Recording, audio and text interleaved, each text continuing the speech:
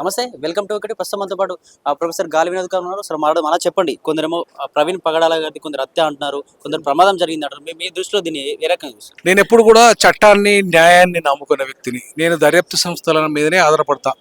దర్యాప్తు సంస్థలు కనుక పోలీసులు కనుక నిష్పక్షపాతంగా వివరిస్తే ప్రవీణ్ గారు ఎట్లా చనిపోయినారో ఆధారాలు బయటకు వస్తాయి.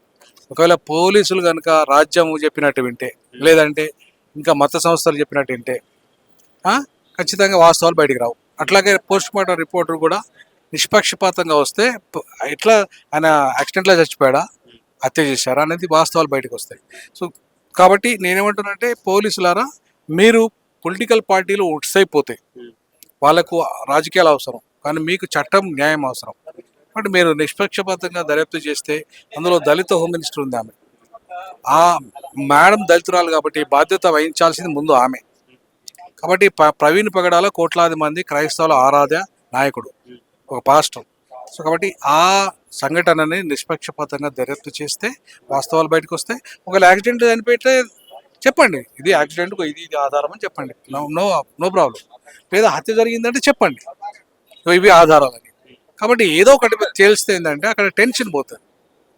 3 గంటలు జరిగితే మీరు 12 గంటల దాకా కూడా ఎఫ్ఐఆర్ నమోదు చేయకపోతే మరి ఇన్ని గంటలలో క్లూస్ అక్కడ ఉంటాయా? ఆధారాలు చెప్పేస్తారు కదా. ఎవడైనా ఒకవేళ జరిగితే వేరే వాడు ఎవడైనా కనుక హత్య చేస్తే ఆధారాలు ఉంచుతారా? ఉంచారు కదా. మరి అటువంటిప్పుడు అక్కడ వాస్తవాలు బయటికి రావు కదా. సో కాబట్టి అట్లాంటి నిర్లక్ష్యము, ఒక దళిత హోమ్ మినిస్టర్ అయి ఉండి నువ్వే నిర్లక్ష్యం చేస్తే, నీ ప్రజల మీద నీకే సోయి లేకపోతే మరి ఇంకెవరికి ఉంటుంది? కాబట్టి ప్రధానంగా ముఖ్యంగా హోమ్ మినిస్టర్ బాధ్యత వహించాలి. రెండవది ఏంటంటే దర్యాప్తు సంస్థల పోలీసులు ఎవరైతే ఉన్నారో వాళ్ళు కూడా బాధ్యత వహించాలి.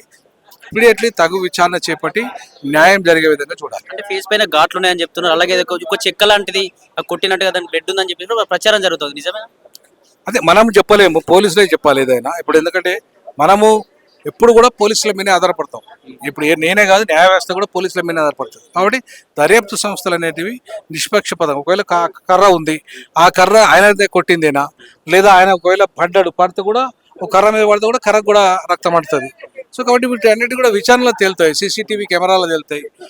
అవన్నీ కూడా ఆధారాలను బట్టి వచ్చే పోస్ట్ మార్టం రిపోర్ట్ని బట్టి రిపోర్ట్ అది చెప్తుంది. పోస్ట్ మార్టం ఆయన చంపిండని చెప్తుంది, లేదా పడి చచ్చిపోయిందని చెప్తుంది. కాబట్టి పోస్ట్ మార్టం రిపోర్ట్ నిష్పక్షపాతంగా ఉంటే వాస్తవాలు బయటకు వస్తాయి. అనుకుని ఏం చెప్తున్నా అంటే, అతను ఎక్కడికి వెళ్తున్నాడు ఏంటనే సమాచారం వెళ్తా ఉంది. ఒక యూట్యూబ్ ఛానల్ కూడా కామెంట్ల రూపంలో ఈ రోజు ఇక్కడికి వస్తున్నాడు ప్రవీణ్ గారు అని చెప్పేసి కూడా దానికి సంబంధించి కూడా విజువల్స్ కూడా బయటకు వచ్చాయి. దీని పట్ల అదే ఆయన మీద థ్రెట్ ఉంది, ఆయన కొన్ని సంఘాలు బెదిరించాయి, అది ముస్లిం సంఘం కూడా ఉంది అందులో కొంతమంది.